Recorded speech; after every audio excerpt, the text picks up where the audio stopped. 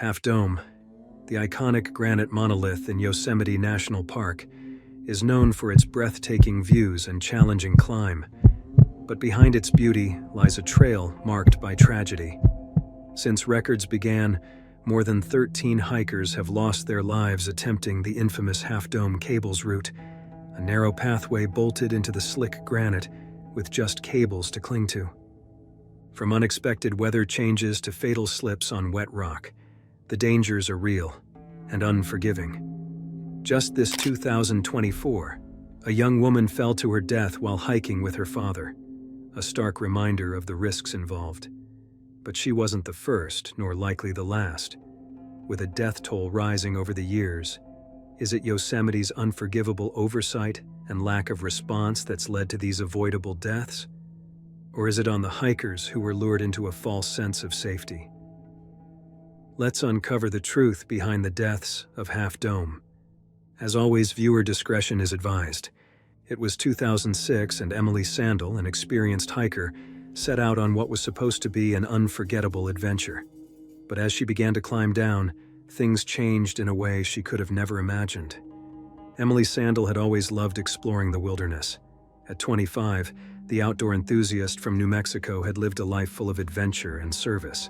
She worked with street children in Mexico and Nepal, led teenagers on backpacking trips for Voyager Outward Bound in Montana, and on wilderness canoe trips in Minnesota and Canada. In early November 2006, Emily set out to take on the challenging Half Dome hike in Yosemite National Park, one of the park's most iconic and dangerous routes. The trail to Half Dome is known for its sharp granite face and narrow pathway, with metal cables bolted into the rock to help hikers pull themselves up the slick surface. During the summer, the cables are held up by metal stanchions, providing hikers with crucial support. The day started well enough. It was a typical autumn day in Yosemite, overcast and chilly, with the promise of rain in the air. Emily began to climb early in the day, and she quickly made her way up the sharp granite slope, with the cables lying flat on the rock. Little did she know that those stanchions had been removed for the season to protect the cables from avalanches and the harsh winter weather. Despite the absence of the raised cables, she was making steady progress, confident in her skills and experience. By midday, she had reached the summit, marking a significant achievement in her hiking journey. The weather was mild at the top, and the sky was clear as she took in the views of Yosemite Valley and beyond. After enjoying the views, Emily began to descend from the summit with her hiking companion, as they have completed what they came for. But as they made their way down the slick granite, the absence of the upright cables made the descent much riskier. Without the support of the stanchions, the cables lay flat against the rock, providing far less stability than usual. The granite surface, already worn smooth by years of foot traffic, had become even more slippery from the recent rain. With each step, Emily carefully gripped the cables, trying to find her footing on the slick rock. As they descended further, the weather began to worsen. The wind picked up, and the cold air bit through her clothing. The rock was damp, and her hiking boots struggled to maintain contact with the ground. At a particularly dangerous section, Emily suddenly slipped. Her boots lost grip on the wet granite, and her hand, clutching the flat cable, could not hold her. In an instant, she lost her balance and fell.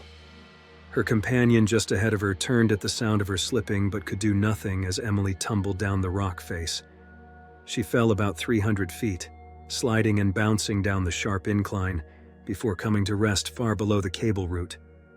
The park rangers were alerted immediately, but weather conditions made rescuing her difficult. Heavy snow, wind, and icy conditions made it nearly impossible for rescue teams to reach her that night. They had to turn back several times due to the severe weather. The next morning, when the skies finally cleared, a spotter stationed across Tenaya Canyon spotted what looked like a body in the gully below the cables, roughly 1,000 feet down. A rescue team equipped with ice axes, crampons, and ropes finally made their way to Emily's location. They confirmed it was her body, lying on the cold granite, far from where she had fallen. Emily's sudden and unfortunate accident stunned the Yosemite community. Her death was the first on Half Dome since 1985, and was a reminder of the unpredictable and often unforgiving nature of this beautiful yet dangerous hike. She had set out for a memorable adventure, but had paid the ultimate price for a momentary slip on a wet, slippery path. Emily's tragic fall happened on a wet and slippery day, but not every accident on Half Dome can be blamed on poor weather. In 2007, the sun was shining, and the granite was dry when another hiker, Hirofumi Nohara, began his climb. Hirofumi Nohara was 37 years old when he decided to take on the challenging climb of Half Dome. Originally from Japan, Nohara had relocated to Sunnyvale, California, to pursue a career as a software engineer. As an adventurer passionate about nature, he was excited to explore the American wilderness, and Half Dome was one of the most coveted peaks on his list. On June 16, 2007, a clear and sunny day, Nohara set out to fulfill his wish. The conditions were perfect for a climb. The weather was dry and the skies were clear. Unlike many hikers who take on Half Dome, Nohara decided to climb without the added security of a harness or other safety gear, as he was confident in his abilities and the favorable weather. In the event of an emergency, he believed that his experience and fitness level would be enough to safely complete the climb. With no rain in sight, many hikers felt at ease that day, believing that the lack of wet conditions made the climb less dangerous. So did Hirofumi. As he began his climb, the cables were up and supported by the metal stanchions, providing the usual support for hikers. The weather was calm, the rock was dry, and everything seemed set for a safe journey. Nohara began his climb with his friends, making steady progress up the slope. However, about halfway up the cables, something went terribly wrong. On Half Dome, danger doesn't always come in the form of bad weather. The midpoint of the Half Dome cables is often where hikers start to feel the full challenge of the climb. The rock here is sharp, almost vertical in some places, and there are only a few wooden planks every 10 to 12 feet to offer some rest for tired legs. The cables, held up by metal stanchions, run along either side, providing the only handholds against the slick, angled surface. Even on a dry day like the one Nohara experienced, the granite can be slippery, and hikers must remain vigilant to maintain their grip and balance. Hikers at this midpoint must pull themselves up by their arms and grip the metal cables tightly while carefully placing their feet on the smooth, sharp rock. The lack of footholds and the sharp gradient make this section especially challenging. Even experienced hikers can find themselves struggling here, as they feel their arms burn from the effort of pulling themselves up, and their legs straining to keep a foothold on the unyielding rock. That day, the cables were secure but crowded. Many hikers were attempting to pass each other or pausing to catch their breath. The crowding made the ascent more dangerous, even with dry rock beneath their feet. It was at this exact point that Nohara lost his footing. Witnesses reported that Nohara was talking and laughing with his 4 friends as they worked their way up the nearly vertical granite slope when he suddenly lost his balance. In seconds, he fell backward and began sliding down the rock face. The other hikers nearby could only watch in horror as Nohara fell nearly 300 feet down the granite slope. Despite the dry conditions, the rock face had been worn smooth by years of use, offering little traction. His body came to a stop at the base of the subdome, where park rangers and other hikers quickly rushed to his aid. The rescue team arrived within minutes, but it was too late. Nohara had already succumbed to his injuries from the fall. The Mariposa County Coroner's Office later confirmed that he died of blunt force trauma. The news of Nohara's death surprised the hiking crowd. Not only was it the second deadly fall from the Half Dome cables in less than a year, but it also happened under perfect weather conditions. So how could such a tragic accident happen on a seemingly perfect day? An investigation later revealed that Hirofumi wasn't doing anything unusual or reckless. He was simply unlucky. The cables were dry and the weather was perfect.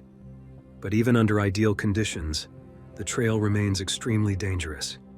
The incident made Yosemite National Park officials begin to reevaluate their safety guidelines. A committee for safety reviewing the situation pointed out the dangers of overcrowding. They noted that with so many people trying to pass each other, it becomes easier to lose balance or trip. Another point emphasized was that the climb's physical demands push even experienced hikers to their limits.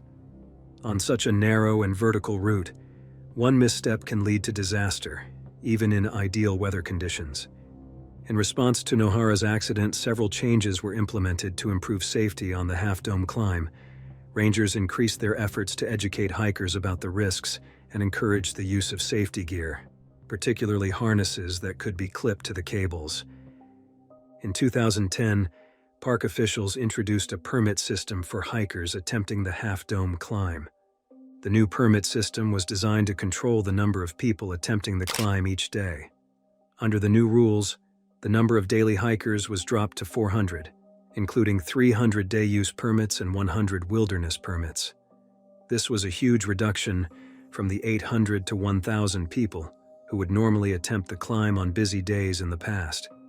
The goal was to ensure a safer experience by reducing overcrowding.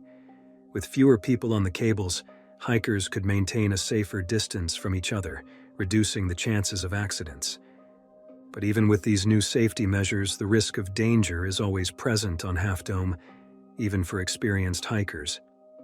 Haley LaFlamme had loved the outdoors ever since she was a child. Born and raised in San Ramon, California, Haley was known for her adventurous spirit and her dedication to staying active. Her friends and family described her as someone who was always up for a challenge, whether it was running a half marathon, hiking up local trails, or planning her next adventure in nature. She thrived on pushing herself, setting new goals, and proving that she could take on whatever lay ahead.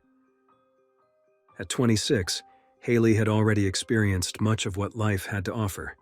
She had recently graduated from college, where she studied engineering, and had begun working at a promising job in her field. Despite her busy schedule, she always made time for her love of the outdoors. She often spent weekends hiking in the mountains of California or exploring the trails near her home, always eager to discover new places and test her limits. Her friends often described her as fearless but not reckless, a person who knew how to enjoy life and stay safe while doing it. She had completed many challenging hikes before, and climbing Half Dome had been on her list for a long time.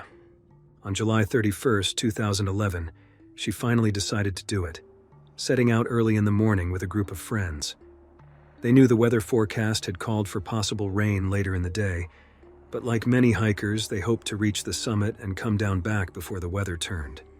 The group was well prepared and equipped with the right gear, and Haley, who was experienced and fit, was confident in her ability to handle the climb. The hike up the Half Dome went well.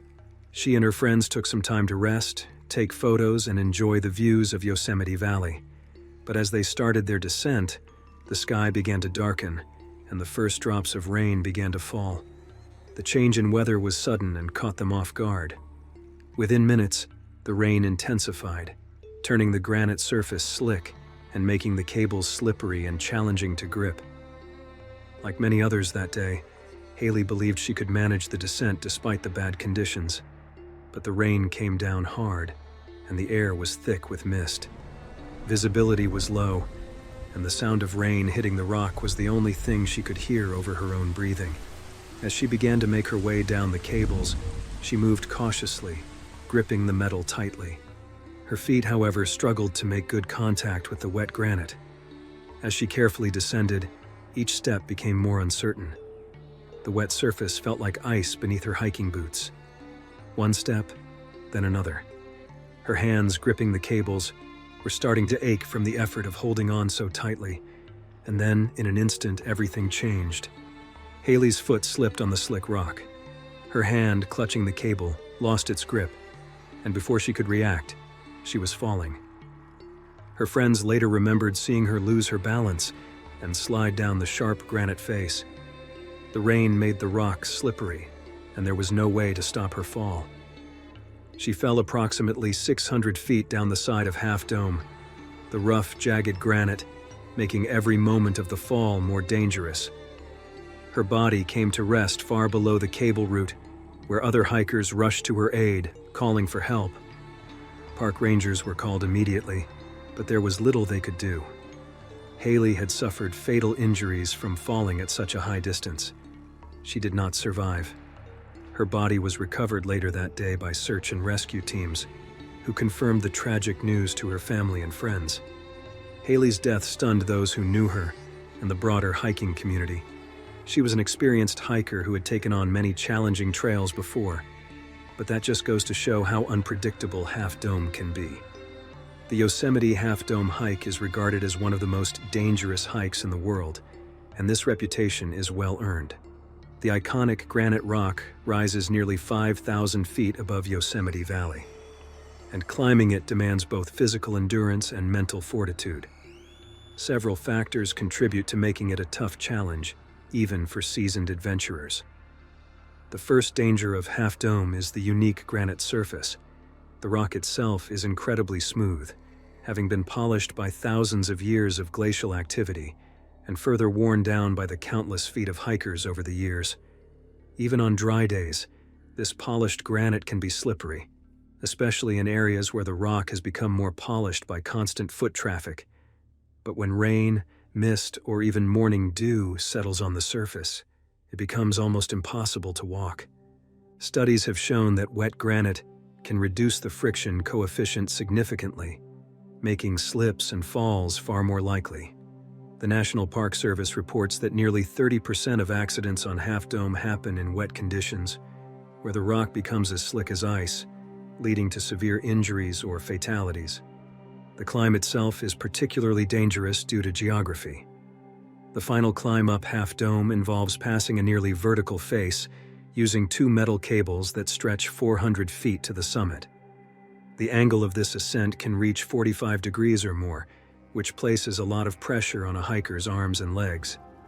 Most of the route offers little to no footholds, and there are only a few wooden planks scattered along the path for brief rests. Even with these cables, the climb is very difficult, and hikers must pull themselves up by their arms while balancing carefully on the granite slope. The National Park Service has documented that over 60% of accidents on Half Dome occur on the cable route, primarily due to slips, trips, or loss of grip. The unpredictable weather doesn't help either. Half Dome is notorious for its sudden weather changes, which can turn a normal, safe hike into a deadly experience. Lightning storms can form quickly, especially in the summer months, making the exposed granite dome extremely dangerous. Metal cables, which are essential for the climb, can become a lightning rod during these storms, which is an immediate risk to anyone still climbing. Also, strong winds and rain can make it nearly impossible to maintain a secure grip on the cables or footholds. The Yosemite Search and Rescue Team frequently warns hikers that weather conditions can change within minutes, turning the dome into a terrifying challenge, even for the most prepared hikers. Physical exhaustion and altitude play their part too. The entire hike to the summit and back is over 16 miles round trip, with an elevation gain of almost 5,000 feet. The altitude at the summit is 8,836 feet above sea level, which can cause altitude sickness in hikers who are not acclimatized. Fatigue, dehydration, and oxygen depletion can impair judgment, making it more likely for hikers to make dangerous mistakes. Many rescue operations on Half Dome involve hikers who have become too tired to continue, often on the descent, which can be just as dangerous as the climb up. Despite the dangers and tragedies, many hikers continue to flock to Half Dome, believing that with preparation and caution, they could conquer the climb. But as Haley's story showed, even the most experienced hikers could find themselves at the mercy of nature's unpredictability.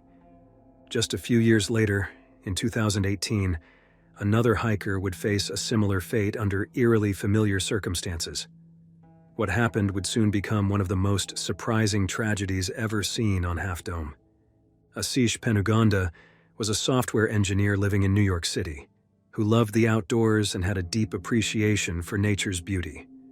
Ashish is originally from India, but he embraced the American wilderness with enthusiasm, and the Half Dome hike was on his list of must-do adventures. On a summer day in June 2018, he set out to conquer the iconic granite peak, unaware that the weather that afternoon would turn his dream into a nightmare. The day started with the promise of clear skies, and Like many hikers, Ashish began his climb early in the morning, eager to reach the summit before the trails became crowded. The climb went smoothly, and by mid-morning he had reached the top, taking in the stunning views of Yosemite Valley. However, the calm weather soon began to change. Dark clouds gathered quickly over the Sierra Nevada, and a distant rumble of thunder signaled the arrival of a storm. Now, summer thunderstorms are common in Yosemite. The combination of heat and elevation can cause sudden and severe weather changes, and that afternoon, a powerful thunderstorm swept into the area, catching many hikers by surprise. The sky darkened and the wind picked up speed, bringing with it a sudden torrential downpour. Lightning began to flash across the sky, striking the surrounding peaks and sending echoes throughout the valley. Some decided to wait out the rain, but Ashish, confident he could make it down safely, began to make his way down the summit. During a thunderstorm, the metal cables on Half Dome, while essential for the climb, can become a deadly threat. Acting like lightning rods, they attract electrical charges from the sky, making them dangerous to touch. As Ashish tried to descend quickly, he became increasingly aware of the growing intensity of the storm. The granite beneath his feet was already wet from the rain, and the cables were slick, making it hard to maintain a steady grip. The air was thick with the smell of ozone, and every flash of lightning seemed closer than the last. Just as he was passing through a difficult section, a bolt of lightning struck nearby and sent a shockwave through the air. Witnesses reported hearing a loud crack, followed by screams from those still on the cables. It was a scene of panic as hikers tried to move down the cables as fast as they could, knowing they were dangerously exposed. In the chaos, Ashish lost his footing on the slippery rock. He slipped, unable to hold on to the wet cables, and fell nearly 500 feet down the rock face, coming to rest on a ledge below. The rescue team tried to respond as quickly as the conditions allowed. However, the raging thunderstorm continued to delay efforts to reach him. By the time rescuers were able to safely get to Ashish, it was too late. The impact of the fall had been fatal. Ashish's case was not the first involving a thunderstorm. In fact, in 1985, 5 hikers were struck by lightning while descending the cables. 2 of them died instantly, and the others were severely injured, some with burns and temporary paralysis. Like Ashish, a storm had rolled in so quickly that the hikers had no time to react. While thunderstorms can turn a challenging hike on Half Dome into a life-threatening situation in an instant, they aren't the only danger lurking on this trail. Even on seemingly normal days, the sharp granite slopes and narrow cables have claimed many lives. Just months later, in 2019, another hiker began her descent down Half Dome. She was unaware that her story would become one of the most heartbreaking reminders of how quickly things can go wrong. Danielle Burnett was a 29-year-old hiker from Lake Havasu City, Arizona. Like many others in this story, she was determined to conquer Half Dome. But like many of the stories we have told so far, this one too had a dark twist. The day started well for Danielle. She successfully made it to the summit of Half Dome. But as she began to climb down, the weather changed. A light drizzle started to fall. It wasn't too heavy to seek shelter from, but enough to make the granite rock, which was already worn smooth by years of use, dangerously slippery. Danielle continued down while holding the cables. As she moved carefully, she felt her shoes slipping on the slick surface. The rock was becoming unsteady, and Danielle began to realize how dangerous her situation was becoming. It happened in a flash. All witnesses nearby heard was a sudden commotion. They turned to see Danielle, about 30 feet above them on the sharp slope, struggling to stay on her feet. The rain had continued to fall lightly, making the cables even more wet and slippery. After a close call, Danielle had paused, perhaps trying to regain her balance. But then, her shoes slipped again, and this time she couldn't recover. She started to slide down the slope. Panic set in. One hiker positioned just below Danielle immediately understood the gravity of the situation. Without hesitation, he dropped to his stomach on the rock, stretching out his arm to try to grab her as she slid past. His heart pounded as he extended his hand as far as he could, desperately hoping to make contact and stop her fall. He could see the fear in her eyes, her face a mix of panic and determination as she tried to hold on to anything that might save her. But Danielle continued to slide, gaining speed on the slick granite. She was now about 10 feet to the right of the cables, moving rapidly down the side of the rock face. The hiker on his stomach reached further, his fingers just inches away from her. He could hear her screaming, a desperate, haunting sound that echoed off the granite walls. His adrenaline surged, knowing these seconds were crucial. Another hiker beside him also lay flat on the rock, reaching out to try to catch her. But Danielle was sliding too fast. She passed them both, her body moving too quickly for anyone to grasp. The man felt a rush of air as she went by, her outstretched hands just beyond his reach. He knew instantly that she was too far gone. He shouted, hoping against hope that something could stop her. But Danielle continued to slide down the slope. The smooth granite offered no grip and no place to hold on. In an instant, Danielle disappeared over the edge. The world seemed to stand still, the only sound the soft patter of rain and distant thunder echoing in the valley below. The hikers who had tried to save her remained motionless, their hands still outstretched into the empty space where she had been moments before. Then the reality of what had just happened began to sink in. The silence was broken by cries of horror from other hikers nearby, some of whom had seen her fall. The man who had tried to reach her slowly sat up, his face pale, his hands trembling. He stared down the sheer face of Half Dome, where Danielle had just disappeared. He knew there was nothing more he could do. Rescue teams would soon be on their way, but for Danielle it was already too late. By the time park authorities reached Danielle, she had passed on. Park rangers found her body about 500 feet below the cables. She was pronounced deceased at the scene. Our stories on Half Dome so far have been a stark reminder of nature's indifference. The mountain doesn't care whether the skies are clear or storms are raging, whether a hiker is experienced or just starting out. It's claimed lives in the most unexpected ways, at moments when everything seemed fine and under control. But among these tales, one more recent tragedy stands out.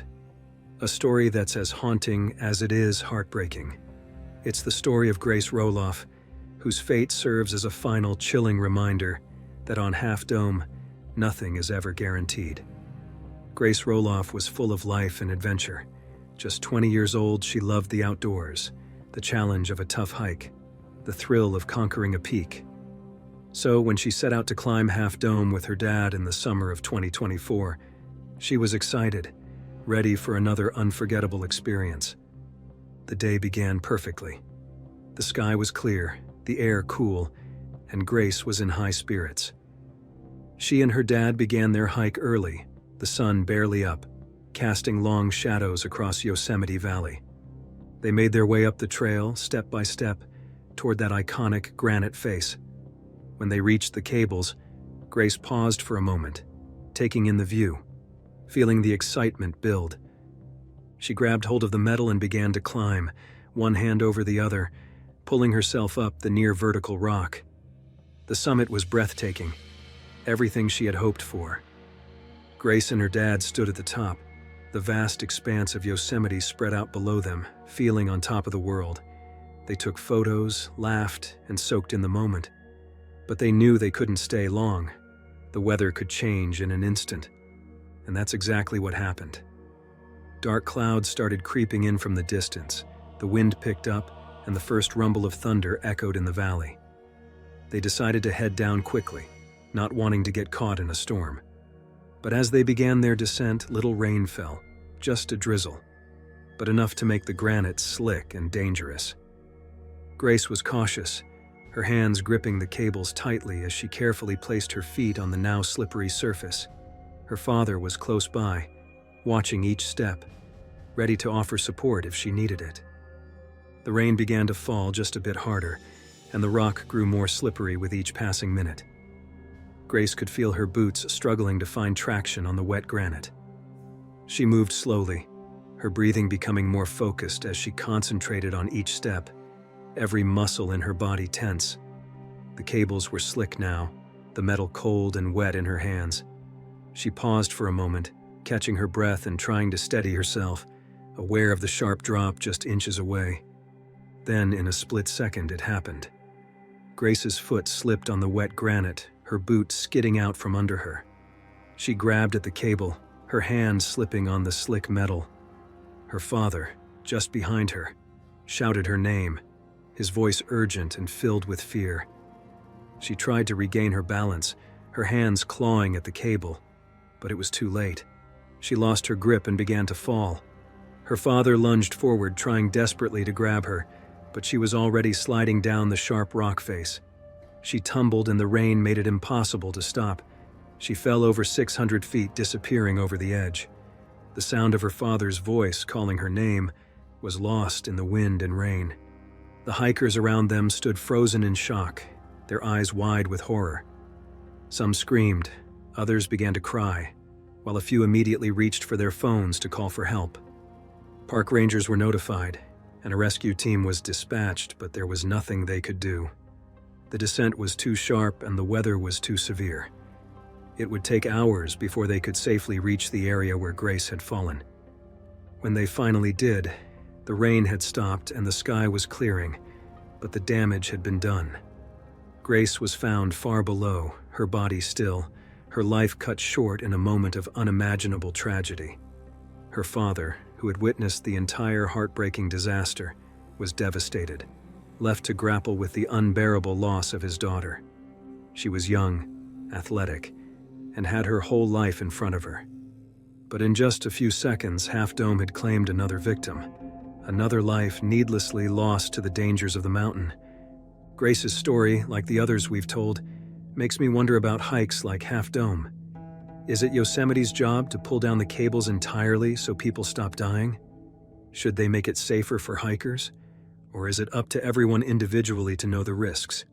Let me know what you think, guys. Thanks for watching, and I'll see you in the next one. Stay bold and live brave.